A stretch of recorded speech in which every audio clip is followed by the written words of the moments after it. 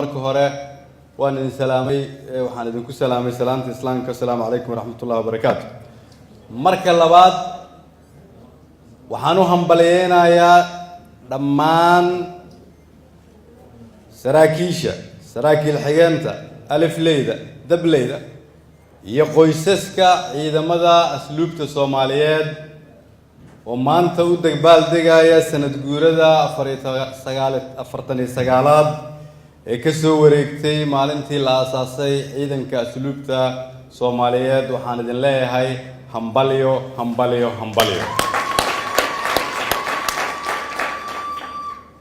anigoo ciidamada uga mahad celinaya dadaalka ay muujiyeen naftooda ay soo qadimeen dhiigooda ay ogolaadeen inay furaan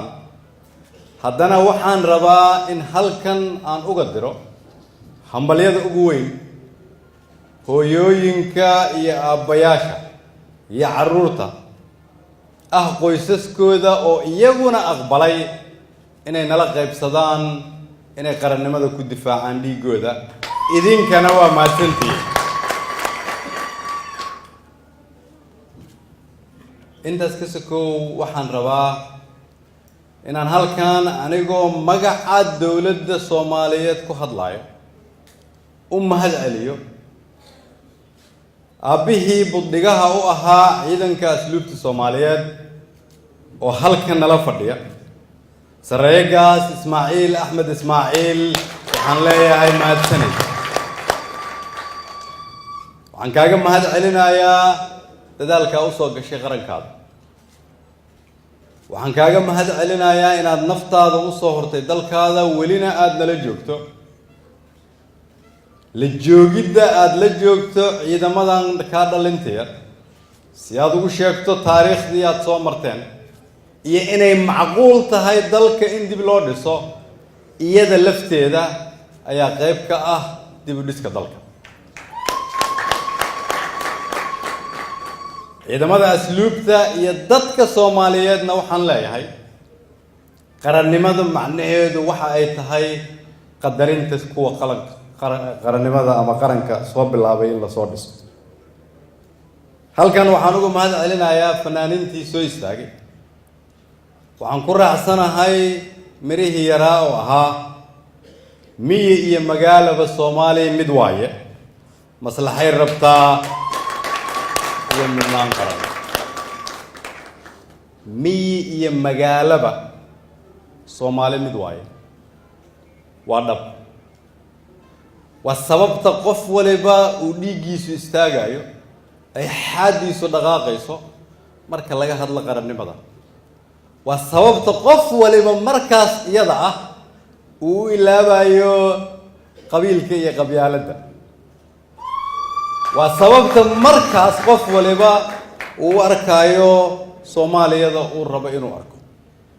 laakiin waxaan rabnaa in dhiigeennu kululaado in dhaqankeennu isbedelo in marka halkan aad soo istaagayseen sida aad u taagneedeen aad habeen iyo maalinba u taagnaataan inaad aqbashaan in gelinka hore iyo gelinkan dambaba ay tahay in qalbigaada iyo maskaxdaadu ay isku meel u jeedo ciidamada asluubta Soomaaliyeed waxay lahaayeen magac iyo maamuus dad badani waxay aaminsan yihiin inay maxaabiis ilaaliyaan waa inaan aqbalnaa in shaqadoodu ay tahay toosin waa inaan aqbalnaa inay shaqadoodu tahay barbaarin waa inaan aqbalnaa inay shaqadoodu tahay anshaxin iyo wacyigelin waa inaan aqbalnaa inay shaqadoodu tahay inay dib u caawiyaan dad Soomaaliyeed oo si ay nolosha uga khaldantay kuna soo celiyaan bulshada si ay uga qayb qaataan dib u dhiska iyo dib u yegleelidda qarannimada Soomaaliyeed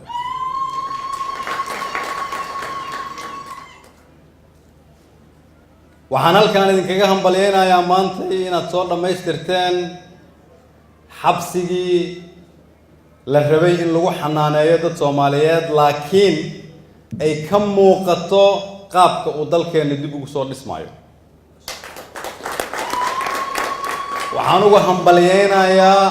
ciidamada asluubta iyo wasaaradda cadaaladda iyo bahda cadaaladda oo dhan oo halkan joogta oo naftooda dalka u horay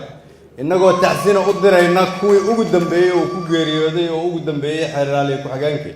in xabsigii iyo maxkamaddii ay isku dhex taallo macnaheedu waxay tahay cadaaladii oo tallaabo hore u qaaday. waa idin hambaleynayaa Soomaalina waxaan leeyahay Ilaahay ha u barakeeyo.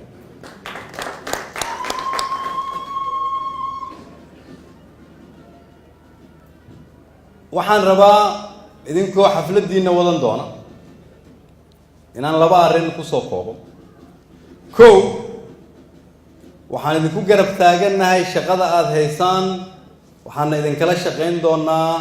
inaad heshaan xuquuq walba oo aad leedihiin.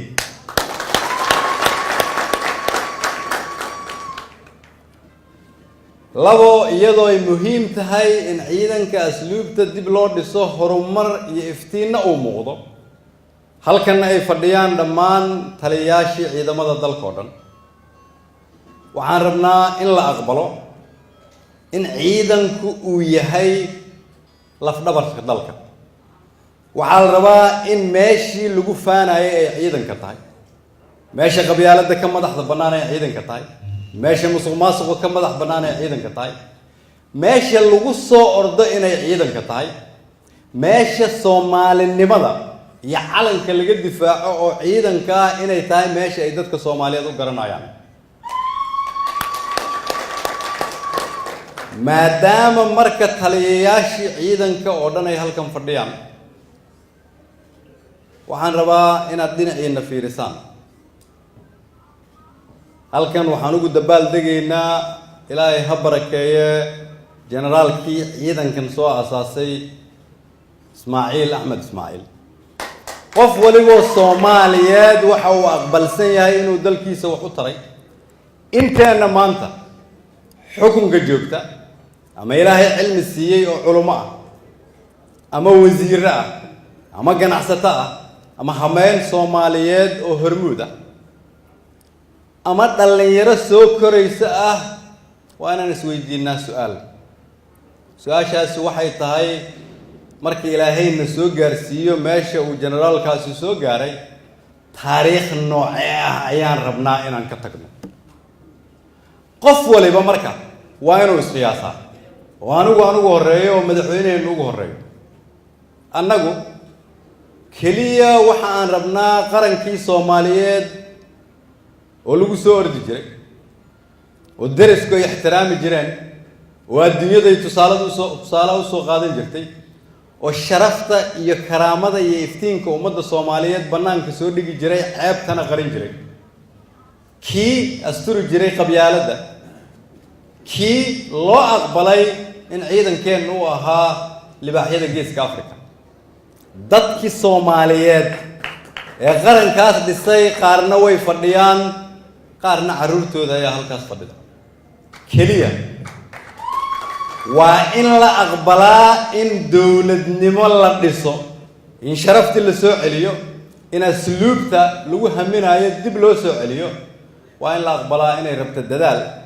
dadaalkaasi waxa uu ka bilowdaa qof walibay marka hore naftaada xisaabi, si kulligeen Ilaahay uu nooga dhigo